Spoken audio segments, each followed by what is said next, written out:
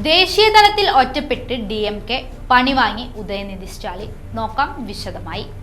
BJPക്കെതിരെ ശബ്ദമുയർത്തിയത് DMK നേതാവ് ഉദയനിധി സ്റ്റാലിന് പാരയാകുന്നു. ഒരു ഔദ്യോഗിക പരിപാടിക്കിടെ മതത്തിന്റെ പേരെടുത്ത് പരാമർശിച്ചതാണ് ഇപ്പോൾ ഉദയനിധിക്ക് പാരയാകുന്നതും. സനാതനധർമ്മം തമിഴ്നാട്ടിൽ വില പോകില്ല എന്ന പരാമർശമാണ് സ്റ്റാലിന് വിനയായത്. നമ്മുടെ വിശ്വാസം സനാതനധർമ്മങ്ങൾക്കെതിരായിരുന്നുവെന്ന തരത്തിലായിരുന്നു ഉദയനിധി സ്റ്റാലിൻ പ്രചരണം നടത്തിയത്. സനാതനധർമ്മത്തെ ഡെങ്കി, മലേറിയ തുടങ്ങിയവയുമായി താരതമ്യം ചെയ്തതും ഉദയനിധി സ്റ്റാലിന് പാരയായി.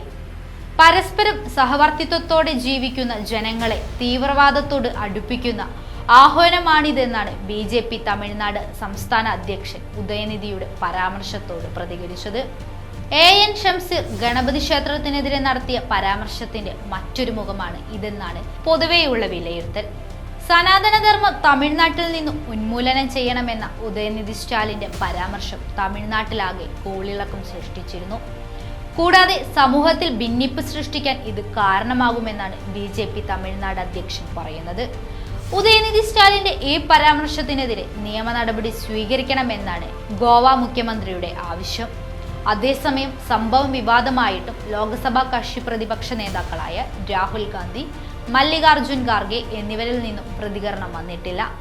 സിനിമാ ചിത്രീകരണത്തിൽ ശ്രദ്ധ കേന്ദ്രീകരിക്കേണ്ട ഉദയനിധി രാഷ്ട്രീയം വില കൊടുക്കാൻ മുതിരേണ്ട എന്ന പരസ്യ പ്രസ്താവനയാണ് BJPക്ക് എന്നുമുള്ളത്. സിനിമയിലും രാഷ്ട്രീയത്തിലും സനാതനധർമ്മമാണോ താങ്കൾ ചർച്ച ചെയ്യുന്നത് എന്നാണ് രാഷ്ട്രീയ പ്രവർത്തകർ ചോദിക്കുന്നത്. ഇത്തരത്തിലുള്ള കപട രാഷ്ട്രീയ ചീട്ടുകളെ ഇറക്കിയാൽ പൊതുജനം നോക്കുകുത്തിയാകില്ലേ എന്ന ചോദ്യവും BJP ചോദിക്കുന്നുണ്ട്.